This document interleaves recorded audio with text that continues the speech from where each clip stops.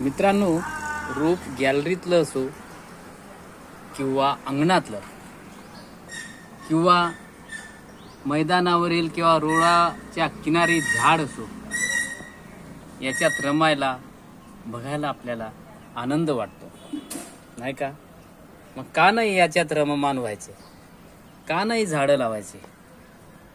हे रोप वाढतं आणि मोठं झाड बनतं, तर जरूर झाड लावायचं. असो तो बाबा, तू हे लक्ष देणार का? तरच झाड लावा, तरच रोप लावा. आणि 4 महिन्यानंतर, पावसाळ्यानंतर त्याला खत पाणी द्यायची ज्याची गॅरंटी आहे तिथंच झाड लावा, की जेणेकरून आपली वृक्ष लागवड सच्ची होईल. नुसतं फोटो काढा आणि मीडियावर टाका, व्हिडिओ काढा, हे करू नका.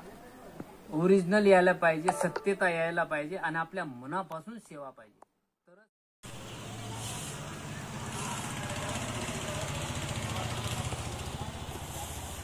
नमस्कार मित्रांनो, मी बी आर पाटील बोलतोय. मित्रांनो, जून महिना आला म्हणजे वृक्ष लागवड, रोपांची लागवड, बीजांची लागवड, पेरणी आणि शेतकरी वगैरे. पण मित्रांनो, वृक्ष लागवडीत अनेक लोक जे सहभागी होतात, अनेक लोक आपल्या प्रत्येक क्षेत्रात वृक्ष लागवड करण्याचा प्रयत्न करतात. अनेक लोक वृक्ष लागवड करतात, पण रोडावर, कुठे सुनसान ठिकाणी, कुठे मैदानावर. पण माझे सर्वांना एक विनंती आहे, कडकडीची विनंती, की तुम्ही फोटो काढता, व्हिडिओ काढता, सोशल मीडियावर टाकता, आपल्या चॅनलवर टाकता किंवा ग्रुपवर टाकता, तर तुम्ही वृक्ष लागवड सच्च्या मनाने जर करत असाल तर कुठे वृक्ष लावता, कुठे तुम्ही ते झाड लावणार आहात किंवा हे पहिले ठरवून घ्या. आणि त्या झाडाला कोणी वाली आहे का? कोणी पाणी त्या झाडाला देणार आहे का? त्याची काळजी कोणी घेणार आहे का?